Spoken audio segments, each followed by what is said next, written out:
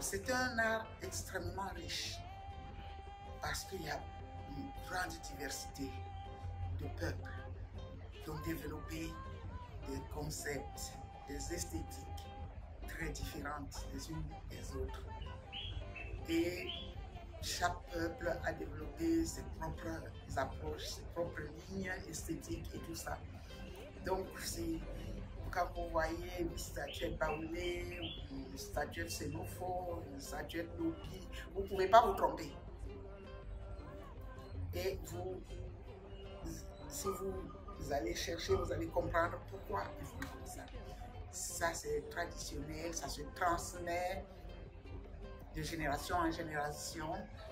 Ça raconte l'histoire, la vision, la perception.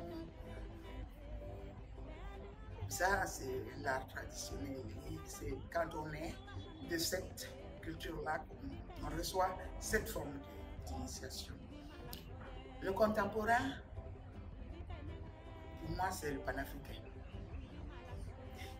C'est-à-dire, moi, je ne suis pas une fille lobby, mais je peux, pour avoir étudié, pour avoir aimé, découvert l'art lobby, j'adore, ça rentre dans mon expression. Ça devient un de mes moyens d'expression. Je peux trouver une statuette Chukwe ou Kuba ou Kuba, un tissu.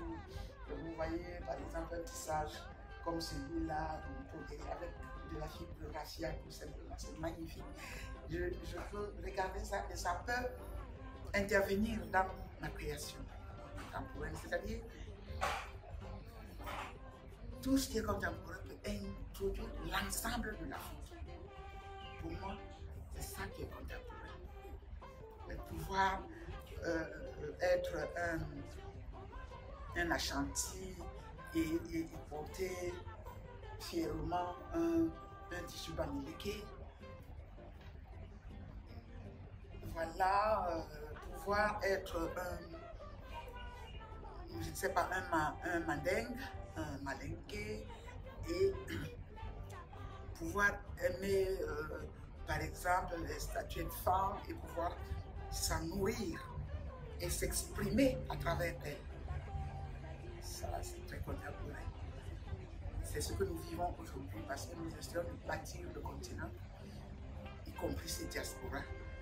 Et donc, on s'inspire on a un plus large champ. Moi, en tant que créatrice, je me sens des marionnettes du Mali. Je me suis inspirée de ça pour faire presque tout mon théâtre.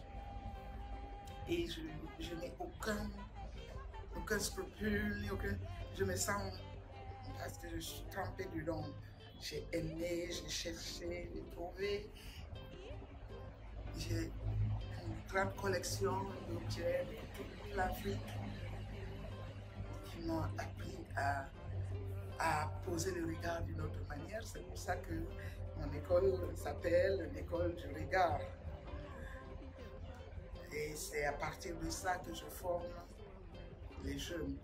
Je les forme en mettant à leur disposition tous les savoirs, toutes les techniques et toutes les possibilités d'expression qu'offre l'ensemble du continent.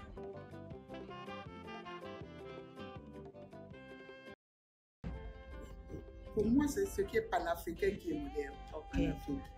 Parce qu'avant, certes, il y a eu des grands empires de l'époque et tout ça, l'Égypte, la Libye et tout ça. Mais après ça, il y a eu une chute et après ça, il y a eu un nouveau départ avec la dissémination des peuples qui, à travers le continent et au-delà, qui ont donné des choses très spécialisées, très pointues, très spécifiques. Et puis maintenant, on est à nouveau dans un élan de fédération, de globalisation de l'ensemble des cultures du continent. Et l'artiste contemporain africain se sent plus riche. Il peut s'inspirer de tout ce qui de tout ce que contient l'art africain, mais aussi du reste du monde. Parce que le reste du monde ne s'est pas empêché de se nourrir de ce que l'Afrique a produit. Donc, l'art contemporain africain, à mon sens, c'est celui-là qui est riche de toutes les possibilités et opportunités qu'offre la grandeur de notre continent.